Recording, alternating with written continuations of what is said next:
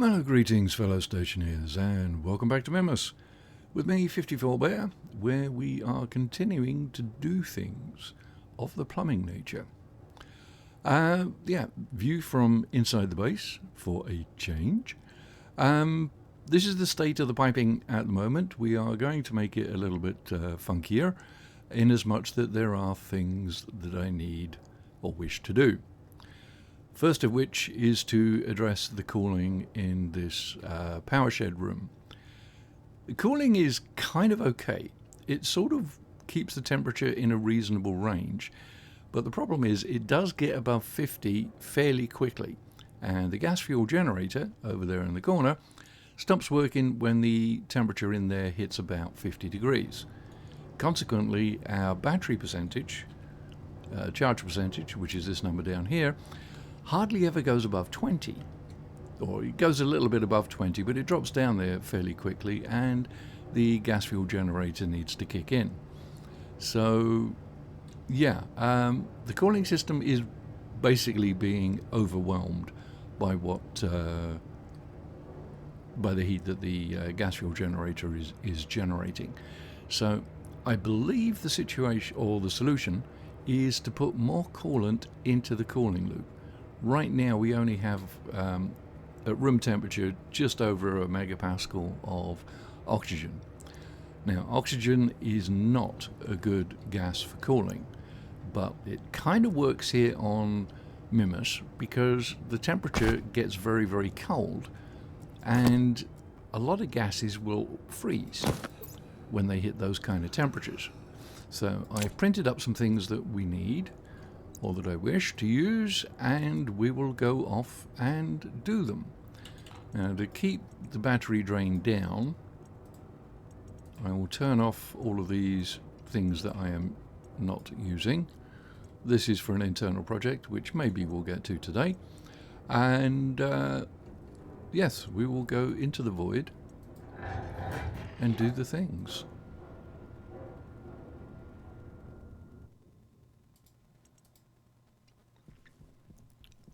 Right, so as I said, the first thing I wish to address is the coolant pressure, because I believe that is a little on the low side. Tilt well to the right, because I'm right-handed. Okay, so temperature on the outside is 12 degrees and falling, as would be expected, and the battery charge level is 31.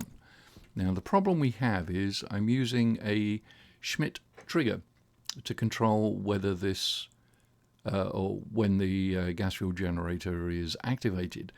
So the version of the Schmidt trigger that I'm using is looking at the status of the generator. If it's on, then it uses one limit. If it's off, it uses another. And that presents a problem, because in an ideal world, I want this to trigger if the charge reaches or drops to 20%, then if it gets above 95%, then it will shut off, which is fine as long as it can continue to work. What happens is it drops below 20, this thing fires up, it puts as much charge as it can into the battery up until it reaches its environmental limit, which is, as I said, is about 50 Celsius. At that point, it turns off. The Schmidt trigger won't turn it on again until it drops below 20. So it's not working quite as well as I would hoped. So what I'm going to do is I'm going to replace this bottle filler with a pipe from the oxygen tank, which is all the way over here. Now I already have a feed for it, so it's just a question of putting in some pipe and making it look stupid. The stupid thing I have covered, in as much that being smart is never one of the things that I've been accused of. Is that the right place? Yes, it is. Okay. So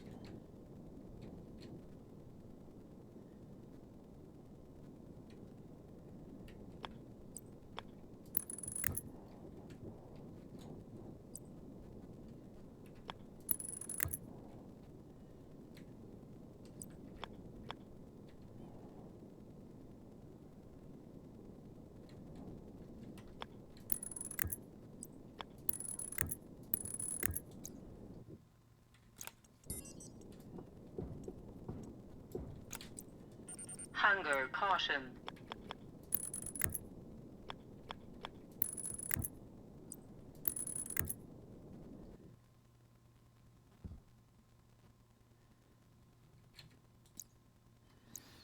Okay, so that gives us some pipe work that is a little bit funky.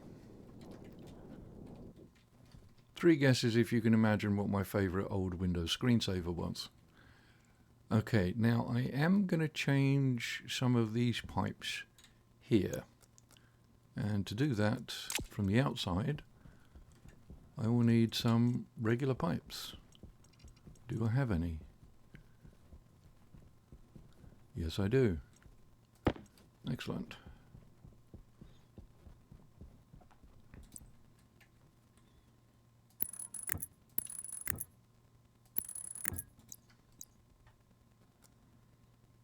Oh, that's not what I wanted to do.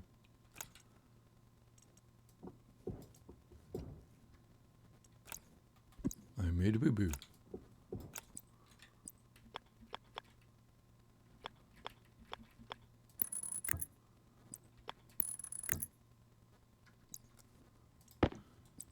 I was connecting it to the wrong place.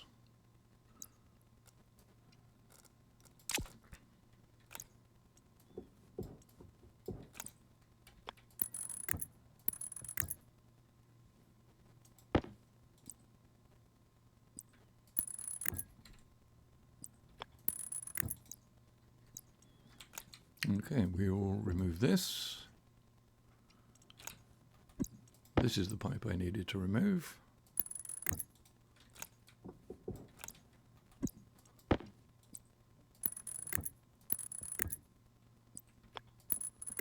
Right now this is a back pressure regulator. I was using that to drain the contents of the bottles I was using to fill it up. But in this particular case, I think I want to put it on a regular regulator because I don't want to put everything that I have in there. So pressure-wise, see, we are connected, I believe, at both ends. Yes. Quick way of checking, we will paint it red, which is the wrong color, and then we will restore it to white. There we go. So, yeah, little funky on the bending, but it gives me joy. What can I tell you? Right, and we have the pressure regulator there now, so I'll just set this to 4 megapascals. See how that works out. And before I do anything else, I will put a little stub. Oh, the thing is, if I do that, then, well, that will have some cooling, but I don't think it's that much. So this will allow us to monitor from outside what the pressure and temperature of the coolant is, without going through the hassle of putting on a pipe analyzer. Okay, so almost 2 megapascals at 25 degrees, or 24 degrees. So we'll turn that on. That should start filling that up quite nicely. And just as a sanity check, make certain all the pipes are connected to the radiators, and they are not. Right, so these 3 radiators are connected to that. All of this stuff is not. So, yes, I need to go inside and fix that.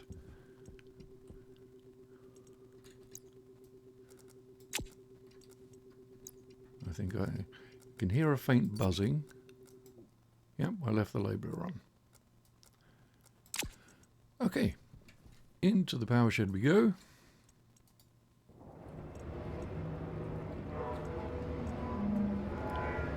Ooh, creaking pipes sound very loud. Let us address that first.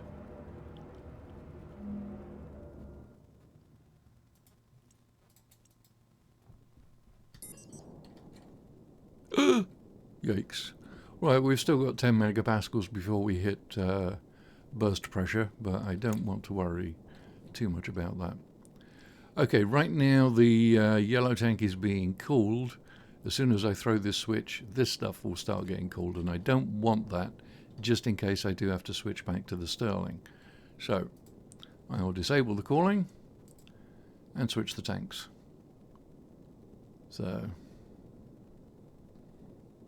I guess that drops in pressure because it's equalizing pressure in the brown tank, in the brown pipe network. At least that would be my assumption. Right, okay. It'll still be creaking at that kind of pressure, but at least it's going down. Okay. Squirrel moment, hopefully over. Yeah, so what you've got here, I can illustrate by using the old paint can thing.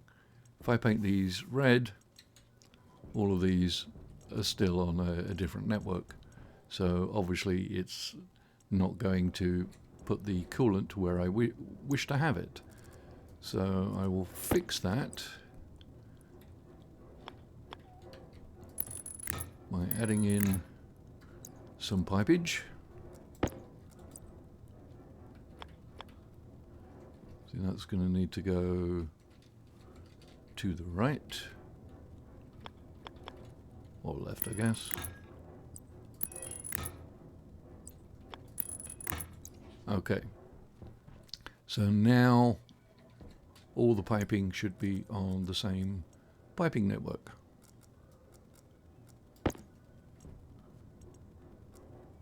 We'll make them orange. Yes. No. Alright, they're connected. It's connected through here, but it's a little confusing, I guess. So to remove any confusion, we'll put in a totally superfluous piece of piping.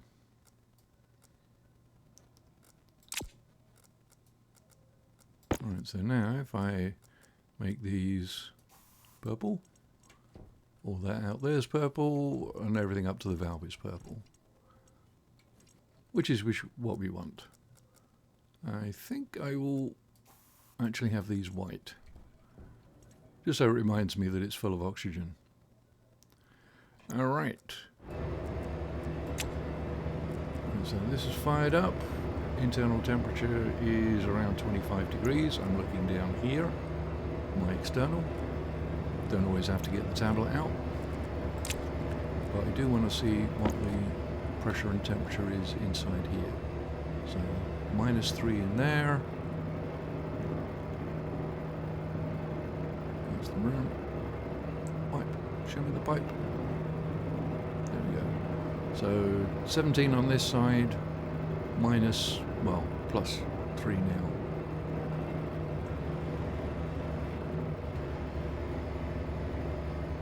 Why did that shut off?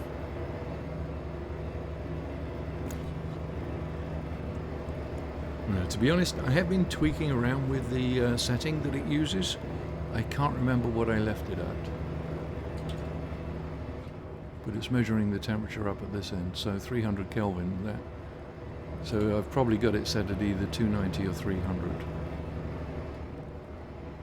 Oh well, battery charge is up to 32, that's good. That's the highest I've seen it for a while, since we put the GFG in place. And what's the pressure of our coolant? 4, which is what I set it to. And out there it's 4. Now, of course, we may be getting false readings because it's pumping a lot of room temperature oxygen in here.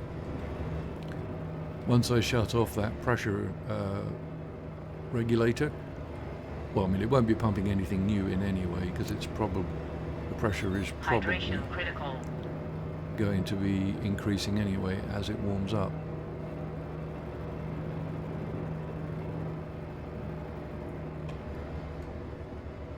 this is looking very good. I don't know whether I can say I've truthfully got it fixed, because we will have to wait a bit of time for the system to stabilize and potentially reach its state of natural equilibrium. I'm hopeful that that's within the operating range that I've set up, but we shall see. Okay, now on to external things that need to be done. I'll leave this as is and monitor.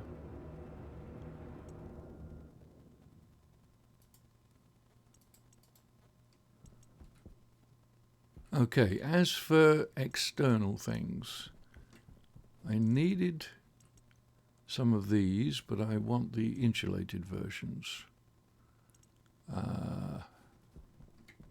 Don't have anything in there.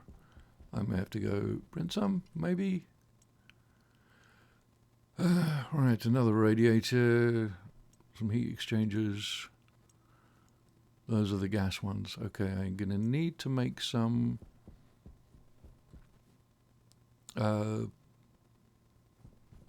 liquid variants, unless I have any down here. Because I've made so many cardboard boxes, I forget which is in which, or what's in what. You can label them. It'd be really nice if you could paint them. Yeah, a painted cardboard box, it's not exactly breaking the laws of physics, guys. So, hey, devs, if anybody's watching, how about you let us paint skulls and cardboard boxes? And no, there is no reason why I connect those two things. I do not collect human skulls, and I would not wish to paint them. But if I did, it would be nice if we were able to. Hunger critical. Oh. Right, I don't know whether you'd noticed, but I have disabled... I found a way, or I found a mod that lets me disable the annoying chirp, chirp, chirp, chirp, chirp noise for any alerts. And occasionally it does catch me out. You don't get the beep, beep, beep, beep, beep, beep, beep, beep. And, yeah. Right, so we want utilities of the insulated liquid variety. And for that, I need some steel. Fortunately, I have lots of steel. Don't know how many I need of those. I shall do, I'll print 10. Won't use anything like that number. Oh, and the battery level's up to 75%. I was going to say it's up to 2.8, but yeah. What can I tell you? Old guy, brain fart, it happens. It will happen to you too, I hope. Because whilst getting old sucks, it does beat the alternative. Right, food, yes. Eat. Let's just unlock and do that.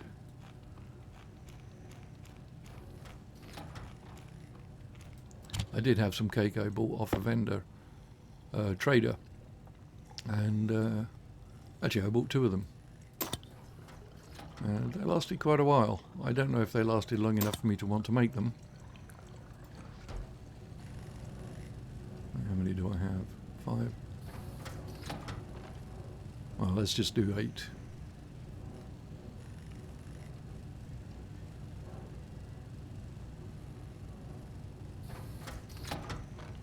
Because one of the things with using oxygen or using anything as a coolant and having it in the outside world where it gets, just keeps getting colder, you do run the risk of it turning into a liquid. And the liquid stuff, let's see, let's just do this, close and lock. The liquid stuff is like kryptonite to pipes, or to gas pipes anyway. So it doesn't like it. So what I was going to do, let's see, do I have all the bits I need? I think I do. Really should expand this platform round here. Right, what I'm going to do at the moment, anything that turns into liquid should theoretically be coming out of here. What I'm going to do is a little bit of silly modification. Now, one thing to bear in mind with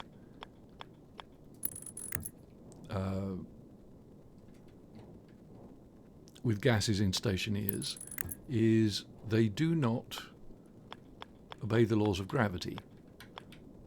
So liquid would not necessarily drain to the bottom of a pipe, but I'm going to assuming it should. So I'm going to put my drain system at a low point.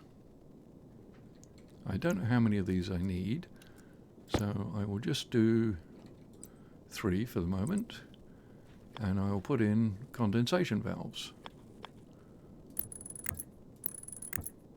like so. And I'll give the water, or the liquid oxygen, somewhere to store.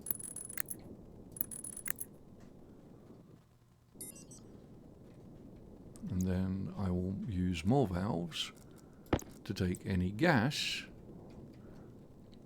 that forms and put it back. So we want expansion valves. Oh, I'm going to need some insulated liquid pipes, which I do not have on me, but I do have down here.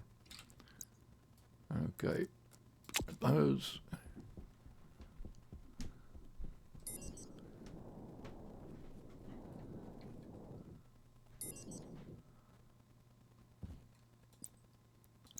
That's not liquid pipes. That's liquid pipes. So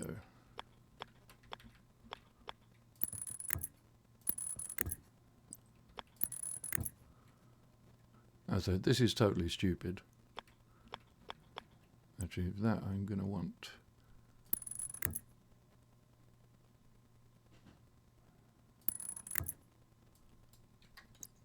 Oh, well, I only need one.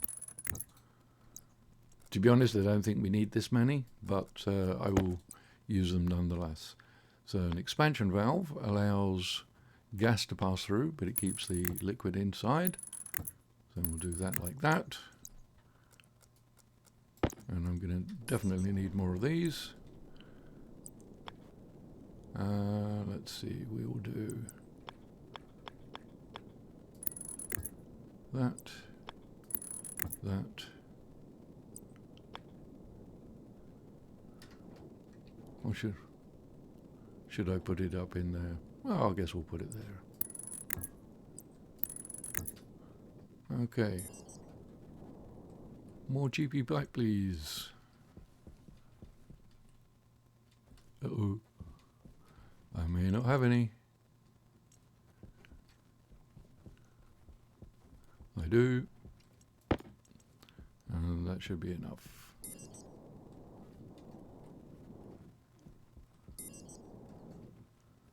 I mean, this is total overkill. It probably only needs one, but I think having multiple of them looks kind of cool.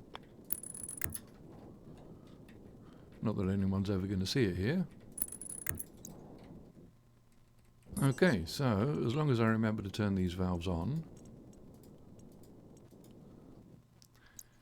theoretically, any oxygen that gets cold enough, let's remove this, any oxygen that gets cold enough to liquidize should come through these condensation valves into some storage, and if it gets to the point pressure temperature wise where it wants to be a gas again, these valves let it through and back into the system. So we should not have any more burst pipes, and we shouldn't lose any coolant, which is the main reason for doing that. Because the cheap and easy way of doing it is you throw on a liquid drain and it just drains. At that point, it's lost forever. Well, unless you're in a room, in which case you can collect it that way. So, there we have some added funkiness to the piping. Let's see how well our coolant is doing inside the room. Room temperature, kind of okay. The room is room temperature. And the battery dropped to 28 again. What am I running that's using so much power? Well, there's your answer. All of these things use 50 watts each. So there's 11 there.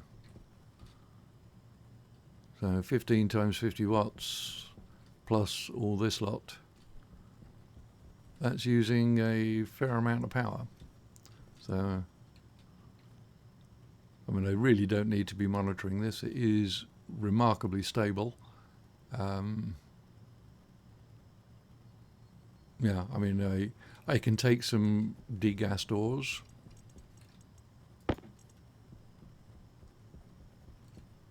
Just lob it in there. And the pressure and temperature do not change at all.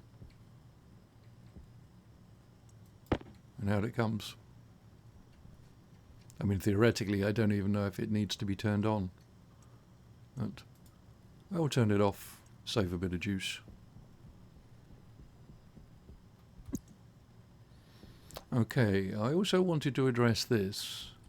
I do have some need, or occasional need, to want to top up my jetpack without coming inside.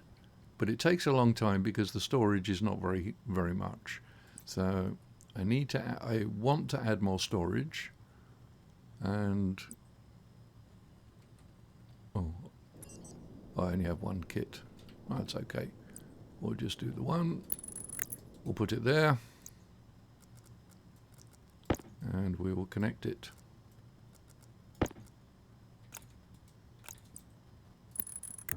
Like so. So it'll take a while to fill it up, but then when I do, theoretically the bottle will fill up faster. And speaking of such things, I did make myself another bottle. So that will give me slightly better jetpack, or another jetpack filling option. Let's see, we are still looking just at sea traders. Space spanners, I doubt very much if that's a seed trader. So we should wait and see. I'm going to have a go at modifying the code in here because the this light is almost always green. When it finds someone and you are able to click the land button, I'd like it to be a different color, or maybe have a separate light on it. So I feel a bit leery because Mick of Cows Are Evil fame is such an excellent MIPS programmer. I really feel leery of trying to modify something that he's already done. He's a much better programmer than I am. So I'm at the moment it's exactly as he wrote it, but I may get round to changing that. But that will be for a future episode. The next thing I'm going to do is tackle this beast here. I like it. I emptied it. That's why we have all the oils in the cupboards here.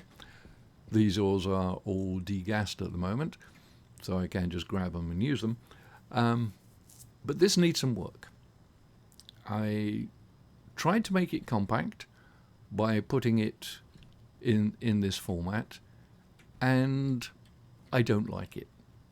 So I'm going to revise it either to some sort of corridor where I have 5 on this side and 5 on this side, or make it an L shape, or just extend it out in a line. I haven't decided yet, but I do, and I'm definitely going to be adding some glass chutes into the mix so that I can actually get some form of visual representation of how many ores I have. I'm not going to make the whole thing glass, because I mean that would require a lot of rebuild time, and also probably another 600 or 700 iron just on tubes.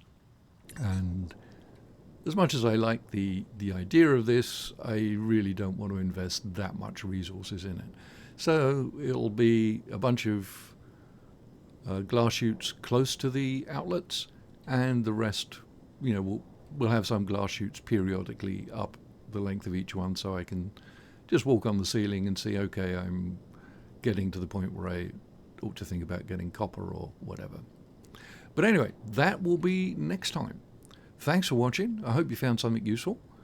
Like, subscribe, all that good stuff. And if you have any questions, please feel free to leave them in the comments. Even suggestions, or a good dad joke. I love me a good dad joke. Anyway, I will catch you in the next one. 54 Bear out.